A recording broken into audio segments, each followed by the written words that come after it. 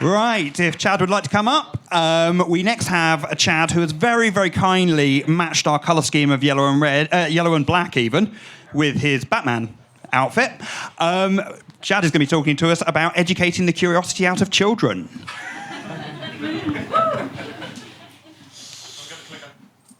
Oh, I don't need it. Don't need it. Okay, thank you. You've been lucky enough to hear some excellent speeches from experts today, and somehow I've invaginated my way into the proceedings.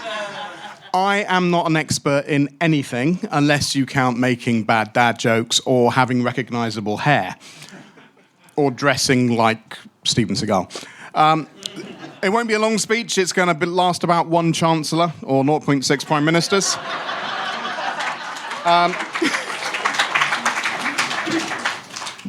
So the title of the speech is Educating the Curiosity Out of Children. Now, of course, that is not the aim. That is the problem. And I think most of us here could perhaps remember a teacher or several who managed to sap all of your creativity and desire to learn. That experience for me is why I became a science educator. Science simply should not be boring. One of my proudest moments came about 4 years ago when attending school for my youngest daughter's parents' evening, and her science teacher asked her what it was that she enjoyed about science. And without thinking, she just repeated my mantra. Everything is in science. I was really proud of that. And that phrase has been on my door ever since I joined my first science department. More from my daughter later.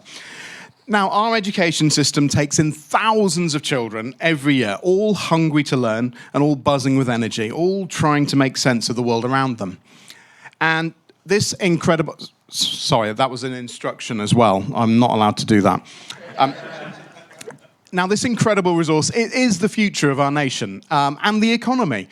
And they're ready to be developed or exploited, however you feel.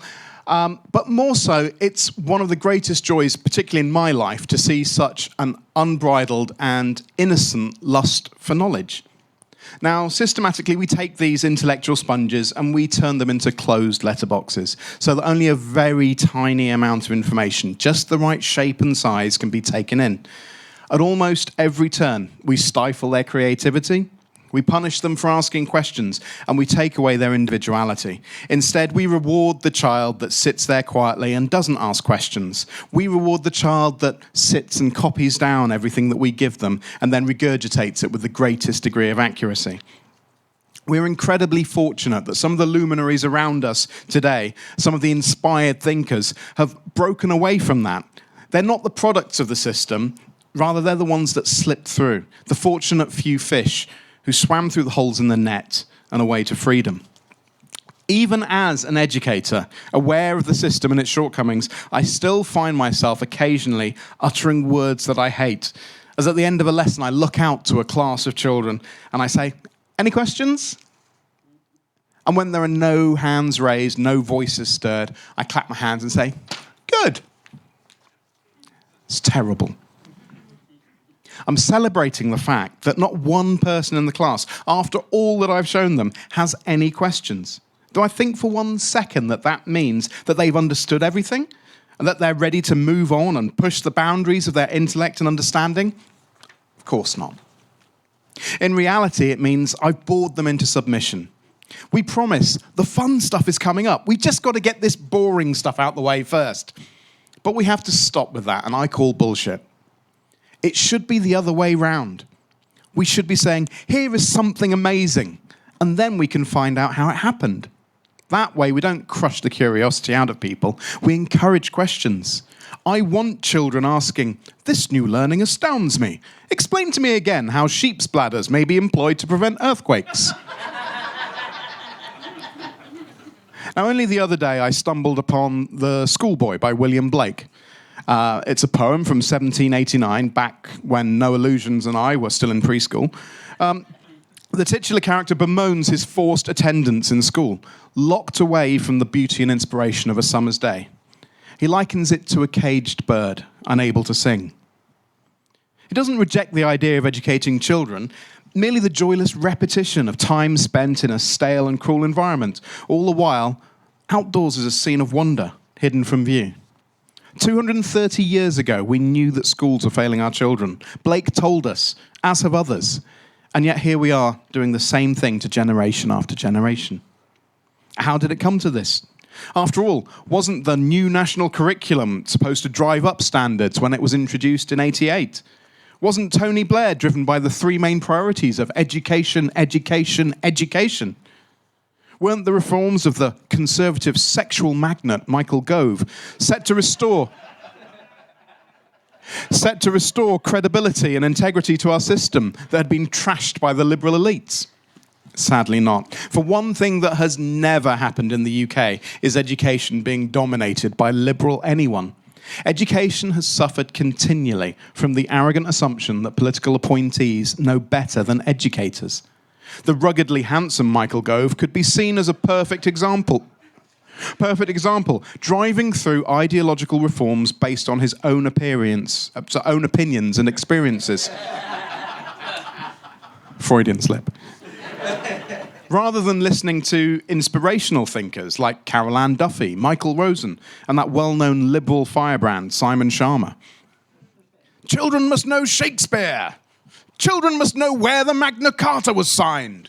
And children must know when we won the Battle of Agincourt. Why? These are popular cries from politicians that attended fee-paying schools or Oxford Union debates, but said with such arrogance that to question why apparently only reveals a character flaw in me or us. Children with their energy and enthusiasm for knowledge need some sort of guidance, but should it be so fact-driven, especially when the internet is at their fingertips, flush with every fact and alternative fact ever known? We must give them the skills to navigate the world of information around them and teach how a solid epistemology can help them through their adventure of life, how everyone is entitled to an opinion, but some are more valid, more based in reality, grounded in actual knowledge than others, alongside the value of the creative, the unconventional, and ideas from the fringe, when and where they may be dangerous, entertaining, useful, or even essential. So what about my subject, science? Well, recently I was attending another of my daughter's parents' evenings, this time on Zoom, thanks to a little virus you might have heard of. By this time, my daughter had moved from being taught science onto the individual chemistry, biology, and physics. Keris, do you enjoy chemistry? Her chemistry teacher asked.